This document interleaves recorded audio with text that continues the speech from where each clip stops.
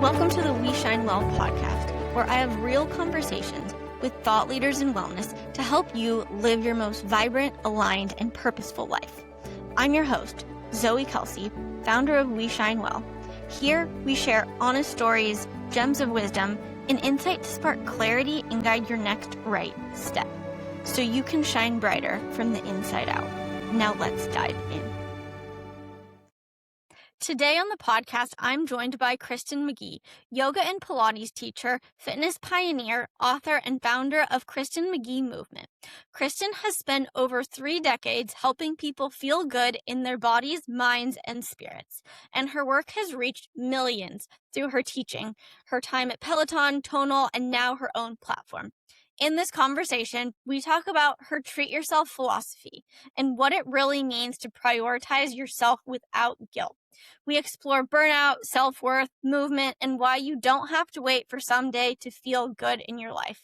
This is a grounded, empowering conversation about giving yourself permission to take care of yourself. Let's dive in. Hi, Kristin. I'm so excited to have you on the podcast today. You're truly an icon in the movement world, from Pilates and yoga and mindfulness and all of the things. So excited to dive in with you. Thank you so much for having me. Of course. So you've been in the wellness space for over 30 years now, which is so incredible. So looking back, can you tell me a bit more about your journey and what taught you and led you to be where you are today? Yes. When I first started doing yoga, it was at New York University. I was an acting major. I was at Tisch School of the Arts, and I absolutely fell in love with it. If I go back further, I was always a mover as a kid. I grew up skiing and cycling and running, and my older brother and my younger brother, I'm the only girl right in the middle. They always were super active with me. And I also did a lot of dance growing up. So when I discovered yoga, I was very enthralled with the choreography and the movement and the way poses would link together. And it just fascinated me. What I loved about it, though, was it was less performance-based. All of the movement I had been doing, dance, ballet, jazz, tap, was mostly for performance, or in front of a mirror, you would be looking at yourself. And then when I was in yoga for the first time, there were no mirrors in the studio, and it was all about how I felt inside. And it just changed my whole perspective on movement in general, because even playing competitive tennis, there was an outcome or a result. With yoga, it was all about the process and all about getting to know myself and use my breath and link my mind and my body. And through my discovery of yoga and then certifying to teach yoga in New York in the 90s, I discovered Pilates, which was also being offered at a lot of the gyms I was teaching in. I decided to get my strength certification so I could also do strength training. And it just became this underlying, like, movement for me has always been so important. But I think it was yoga that connected the dots as to why movement is so important and why it feels so good. And just the working in as opposed to working out, just or both, right? You get both results, but it really helped me tap into just this feeling of loving the way my body was when I was really mindful about the movement. Mm-hmm. I love the working in versus working out. Yeah. So from there, I mean, you had a wild career that has had various facets to it. What does that look like? That was really wild. So when I first was teaching yoga at all of the different gyms and clubs and yoga studios in New York, I was still pursuing my acting career, and I happened to be at a Crunch gym near Viacom building where MTV is. And the MTV producer was in my class. She asked if I had a headshot, and I said, yeah, of course I do. I'm an actress, right? I gave her my headshot. She called me into audition for the first MTV yoga video.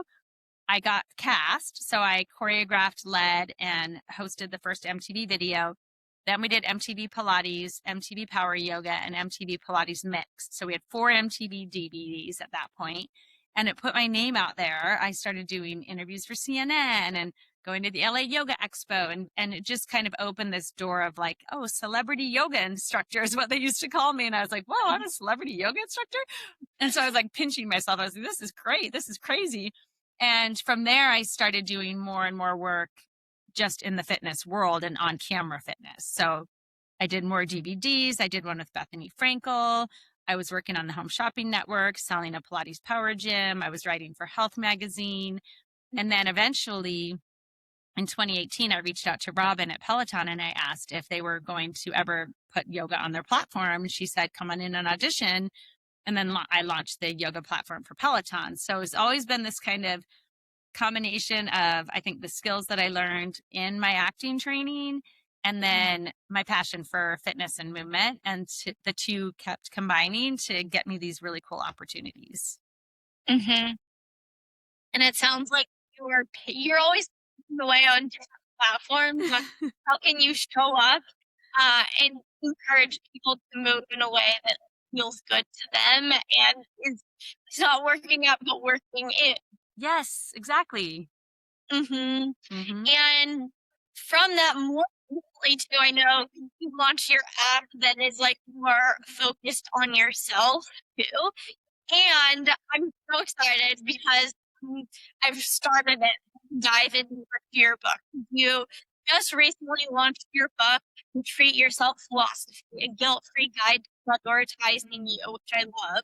And can you tell me more about your philosophy? Yes. So I launched my app, the Kristin McGee Movement, once I left Peloton. Had the most incredible time at Peloton for 6 years. And then just decided I needed to spend a little more time with my family, my boys.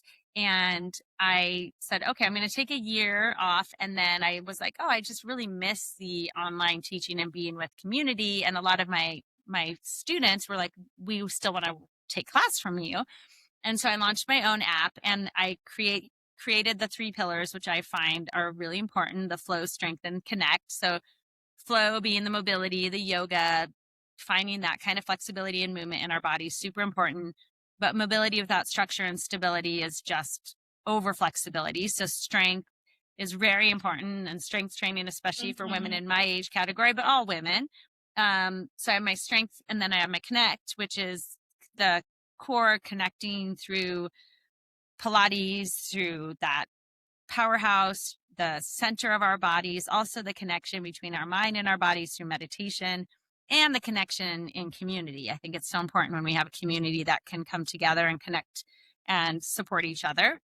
And then at the end of every one of my yoga classes, I still say, remind yourself that everything you could possibly ever want, have, or need is right here inside of you. And that turned into the Treat Yourself philosophy, truly realizing everything is already there. So the acronym for treat is the truly realizing everything is already there.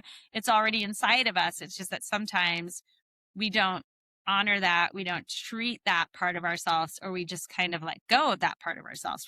We're doing so many things for other people that we don't prioritize treating ourselves. And it doesn't have to be a huge treat. And it doesn't have to be the kind of treat that we think of like a kid, right? Candy, chocolate, cookies. A lot of times we think of a treat as being like a food, where in reality, there's so many ways to treat ourselves, from very little treats to very big treats. But it could be as simple as just turning on classical music when you get home at the end of your day and decompressing the nervous system, or buying yourself flowers once a week to have that sense of smell that's so nice, because we think of our 5 senses, maybe doing something for your sight, for your smell, for your hearing, for your taste, for your touch, right? Maybe it's just putting on the coziest pair of like slippers you have and really reminding yourself like, oh, I deserve to like have something nice and soft on my feet, or slipping into a nice warm bath. There's so many times that we don't take those moments just to give ourselves those little treats, and those little treats make such a difference in our life and remind us to prioritize ourselves. So it doesn't have to, again, be like, I'm going to go take myself to France, or, that could be a big treat that you want to save up for. But I really think that just acknowledging ourselves daily and giving ourselves those little treats is so important. Mm-hmm. What led you to write this book, and what in your life? So I had just written a book on somatic exercises, and it was the same publisher, Wiley, who said, we really want some sort of self-help book to come out in 2026. Would you be open to sharing some ideas? So I started to think of, well, what is it that would help me? What can I do to help others? And I kept coming back to this whole idea of like, treat yourself with respect, treat yourself with kindness, treat yourself well. Like, how would I think we teach people how to treat us by how we treat ourselves, right? It's a good way to show people. It's also a nice way to set boundaries. It's a nice way to say like, hey, I'm worthy. I deserve to be treated well. And so I think having gone through, unfortunately, my divorce that I'd gone through, and then just moments in my life where maybe I had lost a little connection with myself. And then I delved into this really intense meditation program. And I started focusing on doing the twice daily meditation, regardless of what else was going on in my life, regardless of whether I had emails, work, even if I was at my kids' practices, I would still sit in my corner and do my 20-minute meditation if I hadn't done it yet in the afternoon. So my kids might be like running around in the room doing their thing, and I'm in the hallway with the other moms, but I just sat and would do my meditation. And I realized how after the year of prioritizing myself, my mental state, especially waking up every morning and meditating, and every afternoon committing to that meditation practice, just how different I started to feel. I was like, wow, I'm so much less reactive. I'm so much more at ease. I'm really listening to my true inner guide of who I am, what I like.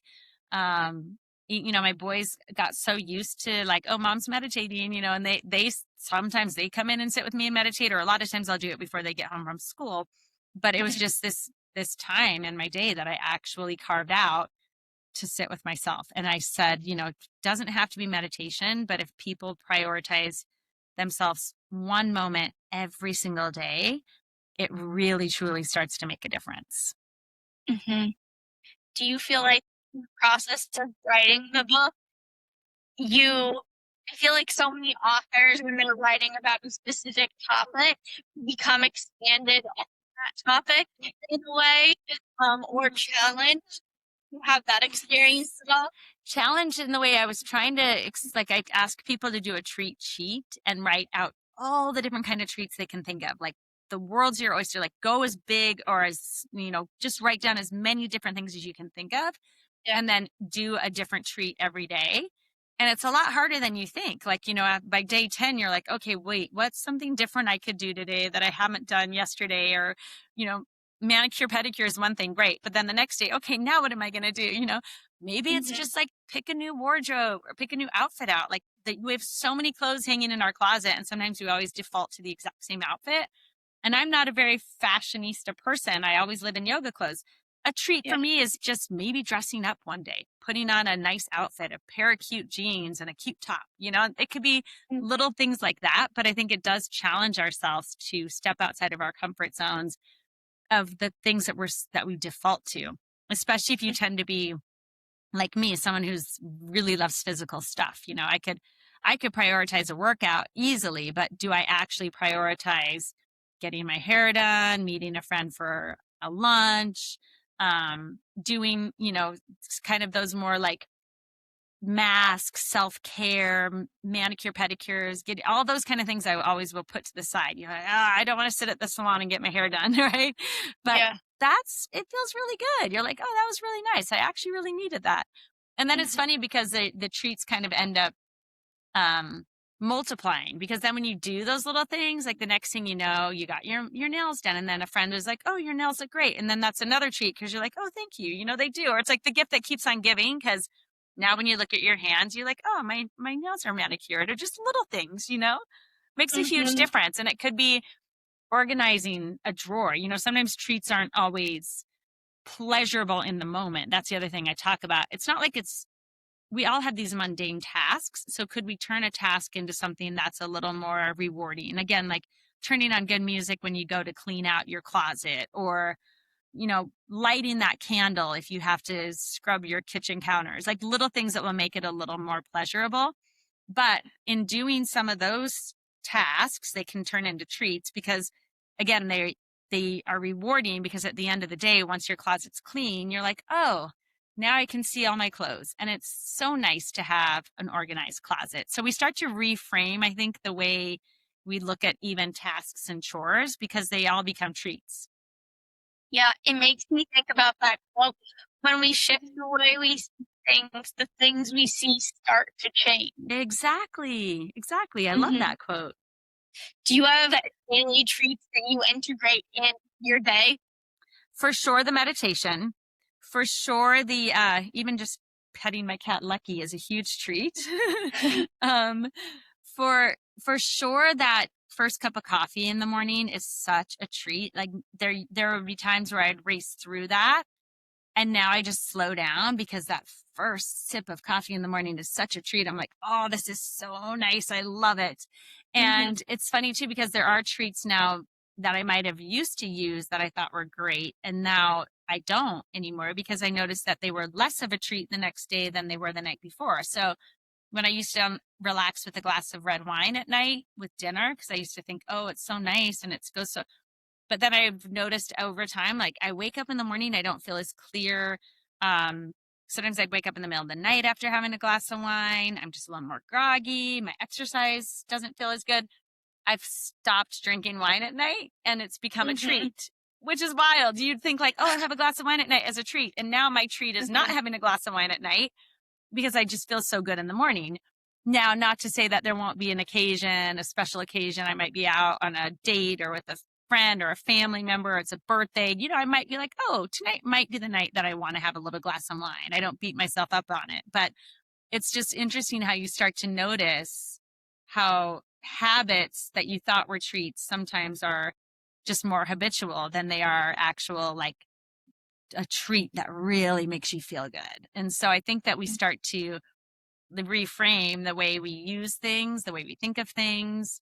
And that's a good experiment because you could be like, maybe I'm going to treat myself to a big decadent piece of chocolate cake. And it's like so great in the moment. And then you're like, oh, that wasn't the best, but at least it's not off limits. Cause I also don't love it when things are labeled like good or bad or black or white. Because for everyone, it's different. And that's what's good about it is you're realizing what's already in there. You're realizing what works for you, not what works for anyone else. Well, and it's the little things that are actually the big things because of what you're helping people do is to be more of their authentic and aligned self. Exactly. Just by those simple treats that are coming back home to themselves. Exactly. Why do you think so many women especially have such a hard time prioritizing themselves without guilt?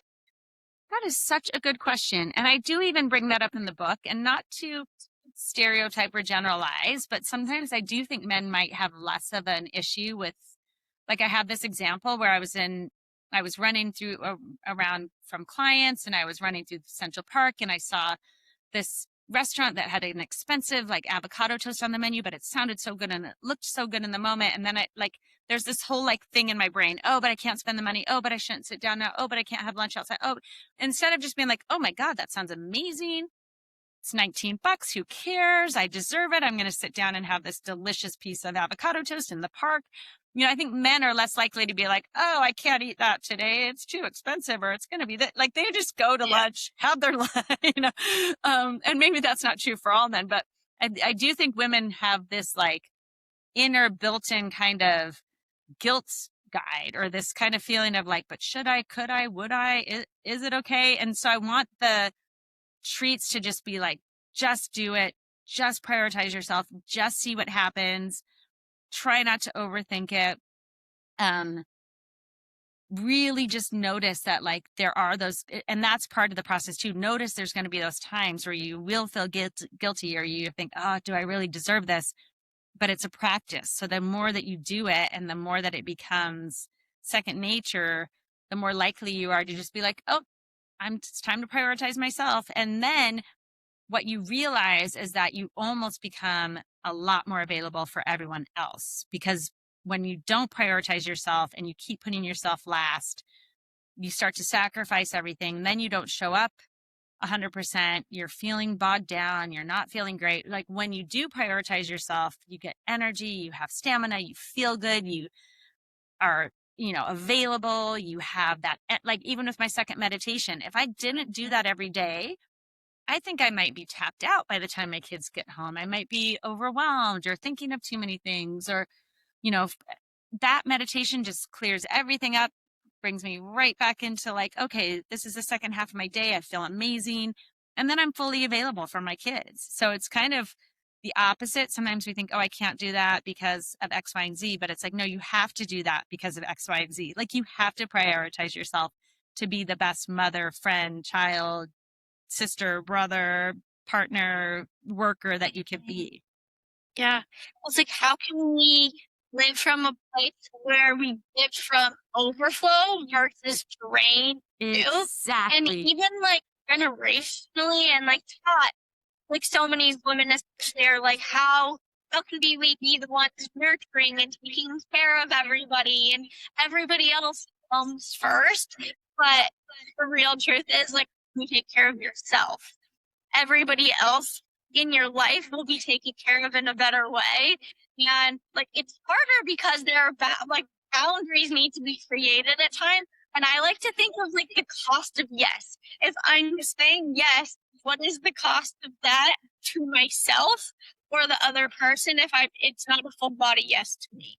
Very true. I love that. The cost of yes. That is so good. Mm-hmm. And yes, if we run ourselves ragged and then we're sick or we can't show up for someone because of that reason, then we're really no good to anyone. So the filling our cup and coming from a place of overflow is always so much better than coming from a place of depletion. Or, think about the times you start to almost become not bitter, but almost like you just start to feel like, I just give so much, I can't anymore. And you start to resentful. That's the word I'm looking for, right? Yeah. It's like, no, you don't want to resent people because they don't know that they shouldn't be asking you because they can't read your mind, right? There's like the mother who's like kind of the martyr who's always doing everything but never tells anyone how she's feeling. And it's like, but we don't know, right? So just give it to yourself and then set those boundaries, be really authentic to yourself and in alignment with yourself. And then it's so much easier for people anyways, because then they know exactly where you're coming from.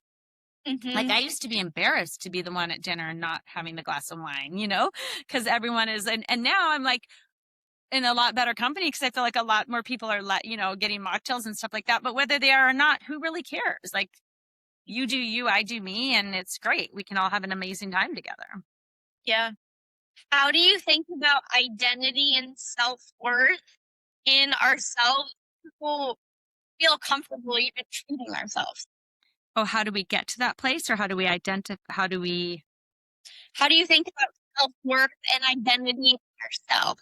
So, like, for example, somebody's like, I'm not deserving or I'm not worthy of treating myself.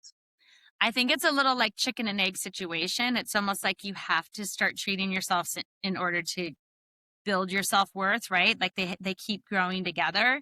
So the more you treat yourself, the more the better you feel about yourself, the better you feel about the self, the more likely you want to treat yourself better. Like it just kind of keeps gradually growing together. That's what I've noticed anyways. Like the more I actually treat myself and know I'm deserving and feel great, the better I'm like, okay, I feel so much more confident in who I am. And the more confident I feel in who I am, the more likely I am to be like, oh, I really do want to get that for myself and I deserve it type of thing. Quick break. One thing I've been reflecting on lately is how much the little rituals in our day shape how we feel from the moment we wake up to how we wind down at night. The little things are truly the big things, shifting my state and life.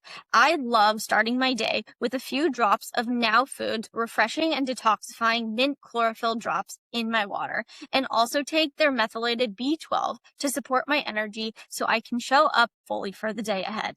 Breakfast needs to be easy and delicious for me, so I'm currently enjoying chia seed pudding made with Now's organic chia seeds, and I mix in their vanilla egg white protein for an easy protein boost that keeps me energized and satiated through full days.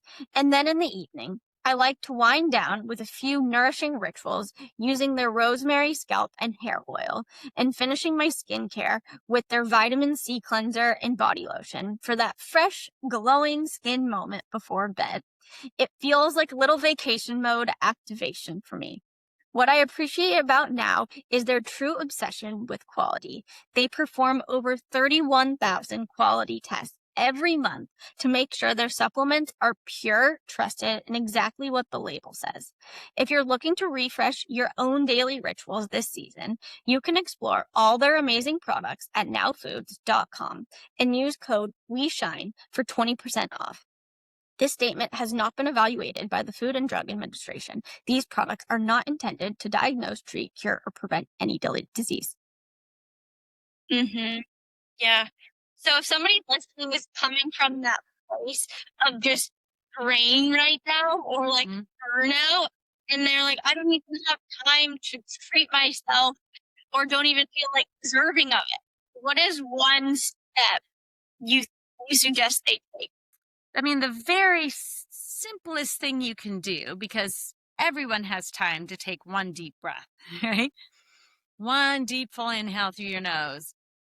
One full, long exhale out your nose. Everyone has a moment in their day to be able to take one deep, full breath. And it starts with just that one deep, full breath, that one moment of grounding, that one moment of, it kind of slows you down. No one else can breathe for me but me. And it also reminds you that the gift of life. So just think about how worthy and deserving you are, because here you are living, you're a living human being, being able to take a breath in this very moment. That is a huge reward for anyone to be able to just say, I'm alive, I woke up, I can take a deep breath. So I think just starting with even one deep breath a day, maybe that becomes 2 and then 3 and then 4 and then 5. And the next thing you know, you're like, oh, I just took 5 nice, deep, conscious breaths today. And that was my treat. And I'll do 5 again tomorrow. And that's kind of how your meditation evolves, right? Like, I'm just going to sit with myself for 5 minutes and watch my mind. And if it wanders, who cares? I'm just not going to judge myself and just observe what comes. And then those 5 minutes turn into 10 and then maybe 15. And then eventually you have this 20-minute daily meditation practice where you're like, wow, that just feels so good to connect with myself and to remind myself of how important I am. And because the best relationships you'll ever develop is with yourself. The longest relationship you'll ever develop is with yourself, right? So I think that's a really good place to start. And then you don't have to put pressure on yourself to do anything else. Breath is free. You don't have to buy yourself something, right? Breath doesn't take that much time. One breath doesn't take that much time at all. And it's a nice reminder that you have this gift, you're alive. Okay, now let's just keep on reinforcing that. Plus, the breath helps with burnout, because most of the time burnout is because we just feel like we can't breathe. We're so overwhelmed. There's so many things to do. The breath reminds us to just be, we can just be here. Yeah. It's the power of positive cause. And you just so eloquently illustrated how one breath can be a ripple effect in your entire life. Yes. And sometimes I think we try to over-engineer, like, I need a 2-hour morning routine. You'll say in some way, and how can it just start with that one breath? Yes. Get the root of brain, at the root out of overwhelm, exhaustion, burnout, overgiving, because we think, I feel like so much so, and even for myself, it's like, think I just need to go. I need to be on the fast track, the freeway, do everything. But the truth is, when we choose to slow down, we don't need to stop, because we'll attract what's meant for us. Very true and very well said. And I can't remember who said it, whether it was a meditation teacher or if they credit this to the Buddha or something, but they are like, if you don't have 5 minutes to meditate, then you need an hour. If you're the one who can't sit for 5 minutes, then you need an hour. Yeah, definitely. And I mean, movement is such a key part of everything that you do with the mind-body connection. How do you see movement as a way to not just support your physical health, but also like your emotional and mental well-being? I mean, it's even ingrained in your actions. Yes. And even just from a physiological standpoint, exercise raises endorphins, the feel-good endorphins, which is going to help with our mood, elevate our moods for sure. Exercise gets our blood flowing. It's great for circulation. It taps us into our breath. And again, the better we breathe, the more oxygen we take in, the more alive we feel, the better energy we have. It's all connected. And then movement helps us sleep better at night. So when you've moved throughout the day, you get a good night's sleep. Sleep is so important for stress levels and recovery. And so when we get a good night's sleep, we wake up in the morning, we're more refreshed. It's another one of those ripple effects. So movement definitely is so good for our moods and for our energy levels. And also I think to listen to your body. It's not like you're forcing yourself or ever punishing yourself with movement. You want to tune in and listen to what your body needs and do what feels good on days that, maybe today is a good walk day and maybe tomorrow's a great strength day because I've really got the stamina. I don't need to push myself really hard every time, but there are times when it's nice to push myself a little bit out of my comfort zone and make some progress. So I think it's also not feeling like you have to do 2-hour-long sessions, but a little movement goes a long way. Mm-hmm. What does movement look like today for you in your life? And what do you recommend for people that are going through your app? Okay, so today for me, the last challenge I just put on the app for my community was 3 days of strength, 2 days of Pilates, and then 1 to 2 days of yoga. So we did upper body strength, lower body strength, and full body strength on Monday, Wednesday, Friday. On Tuesdays and Thursdays, we did Pilates. Pilates is super complementary to all of the activities we do. Pilates tends to focus a little bit more on the smaller muscle groups. Strength is a little bit more on the larger muscle groups. Strength is very important for metabolic health. It's just such a wonderful thing for women, my age especially, and all women and men, to have that support and that structure and that stability. Pilates is what helps you maintain that and not get injured because you're working from a place of core and you've got mobility built in through Pilates that's going to help you move your muscles through and joints through a full range of motion. Yoga is what's going to help with the flexibility, the recovery, your mental state, right? It's moving meditation. It really helps with, I want to say with cortisol levels, with stress levels, right? We breathe in that way that reduces the sympathetic state, puts us in that parasympathetic state. So I think those 3 modalities are super complementary. I love to get 2 to 3 days of strength in, 2 days of Pilates. And then for me, I do more than 1 to 2 days of yoga just because I love it so much. I might end up doing 3 or 4 days of yoga, but for people who are less likely to do the flexibility in the yoga, I'd say even just 1 day a week is amazing. If you could do like a Saturday or a Sunday yoga flow or yin type of yoga, recovery type of yoga, maybe is great for you. That's going to help you with your flexibility. Now, as far as cardio goes, because I know strength is having a big moment, that doesn't mean to say that cardio isn't important. I don't do as much structured cardio as I used to. I wouldn't like go to the gym and get on the gauntlet, for instance, for 30, 45 minutes like I used to do before a yoga class. Now I walk as much as I possibly can. So I just get daily steps in. I'll hike every now and then with the boys. I'll ski on the weekends when they're skiing. I'll play tennis when it's summertime and I can go play tennis. Sometimes I'll add in a little bit of higher intensity training if I'm done with the strength workout, whether that's a little bit of plyometric jumping or if I get on the assault bike for 4 minutes and just get my heart rate up.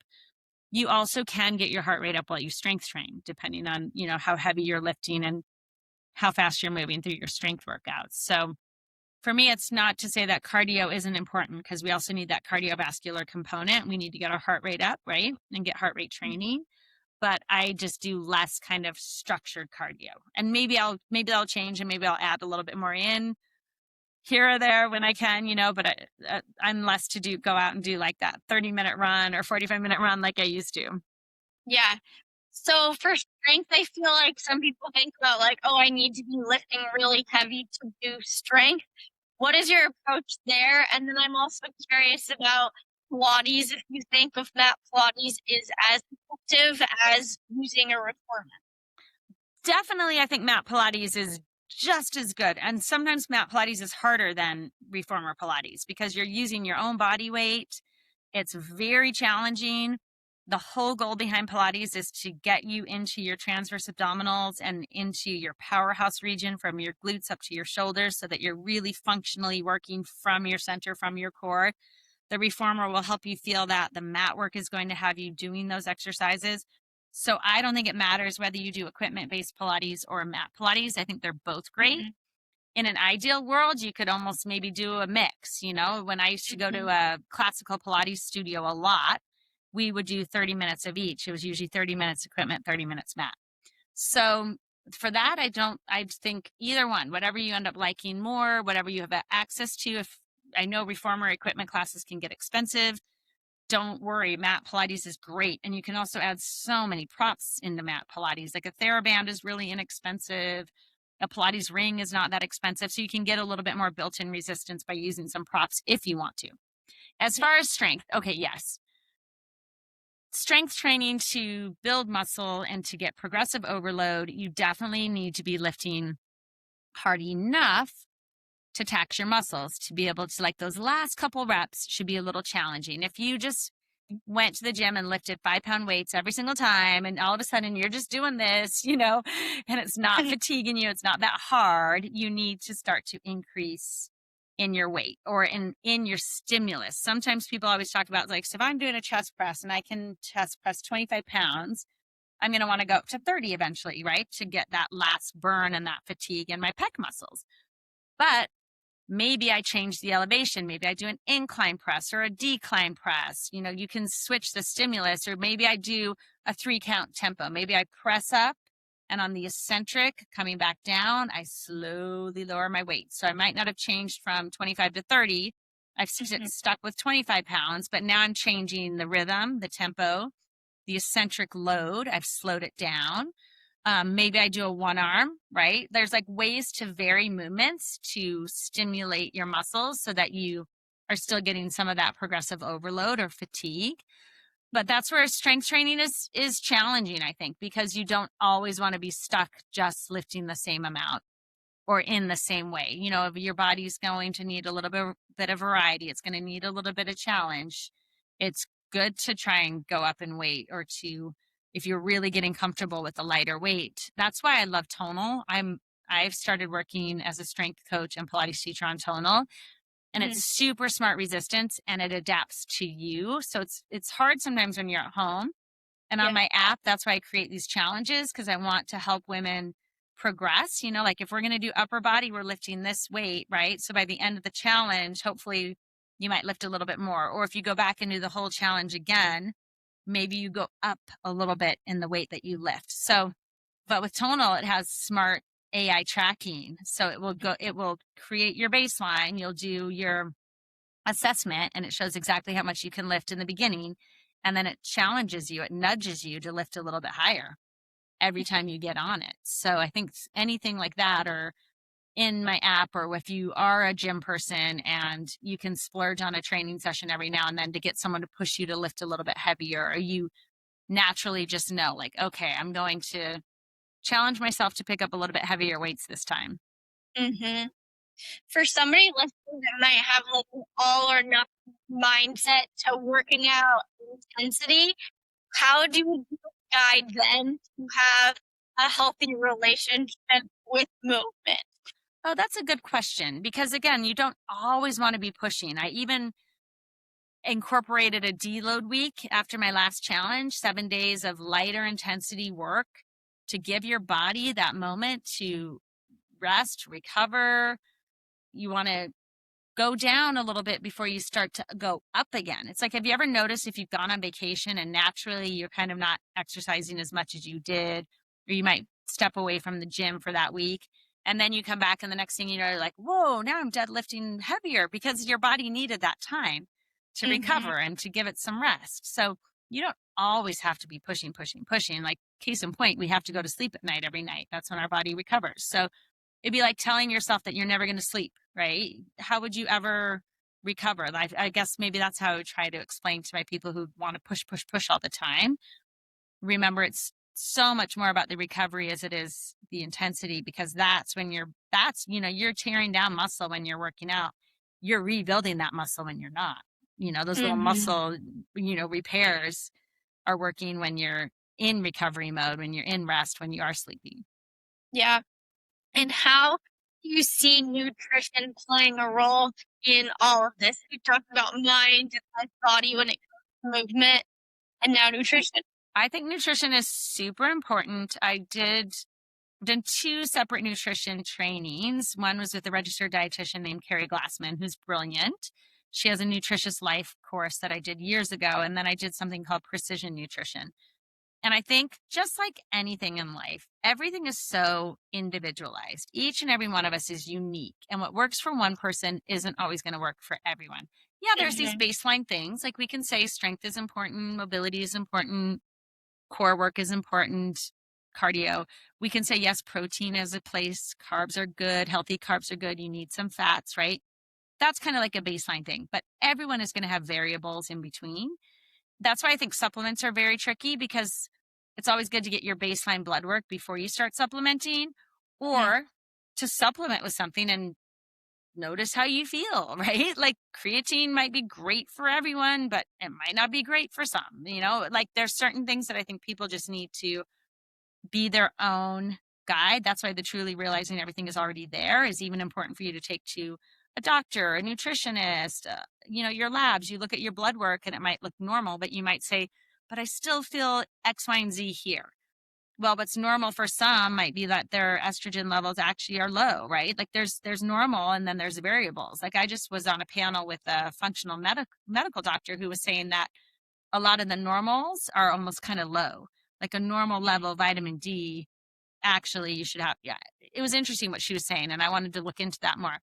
I definitely think that when you have your movement and your sleep and your stress levels kind of taken care of, nutrition works its way in a really natural way. If you can listen to your body, you're going to want to eat to fuel your life. So you eat to feel good and to have the energy to do the things that you love to do in life. I always have been a breakfast person. I'm never going to do intermittent fasting because that's just not me. It does not work for me at all. For some people, it works and they enjoy it. But I love to have a good, healthy breakfast to start my day. I love to have a good lunch. I love to have dinner. In between lunch and dinner, I usually always have a snack, because if I go too long before dinner, I'm ravenous. And that works really well for me. And I think for a lot of people, that just finding that rhythm that works for them and finding out the macros that work well for you, right? We talk a lot about like macros, how many protein grams, how many carbs, how many fat grams. I think it's just like looking at a well-balanced plate and filling half your plate with veggies and then the quarter of protein and a quarter of carb. A lot of time works really well with some fat mixed in there. And to stay open-minded and well-rounded as well, to not get so fixated on, did I hit my macros for protein today? Like just overall in general, did you, it's kind of like 10,000 steps. Did I get my 10,000 steps in? Well, did you walk a lot throughout the day, or did you sit all day long? You kind of know whether you did one or the other, right? So I think we get a little too like bogged down in it, and you want it to be enjoyable. You want your food to be enjoyable as well, and to have a meal that's just a good meal and not even have to worry about it at all. But there's the quote that abs are made in the kitchen. So obviously you can't outwork a bad diet. I mean, unless you're my boys' age, right? If you're 9 years old, I see them, they can eat a lot of donuts and run soccer all day long. Yeah. No, I'm kidding. Like if they get a treat from their friend's house, but in general, like I want them to be eating healthy as well. But I just feel like obviously nutrition is very important, and more so because it's like the working in, not the working out. More so it's because how does it make you feel? Right? You'll notice if you're eating something that crashes your blood sugar right away. It's like, ugh, that plain donut all by itself, really, it did not do much for my blood sugar. It was a fine treat every now and then, but even if you're going to have a donut, it'd be much better paired with some like nuts even, right? Just to blunt the sugar spike, the only carbs and sugar. Yeah. When it comes back to being in tune with our own bodies, and like feeling deserving as well, because a treat we might think of like a piece of chocolate cake, but like what if a treat is having like a super nourishing meal, to be able to have that energy to like go pick up your boys, to be able to do the meditation, to be able to volunteer, do the work, to show up for people on your app, and to classes and all the things. 100%. It was like the analogy with the wine. Like the wine was less of a treat for me. Waking up clear in the morning is more of a treat.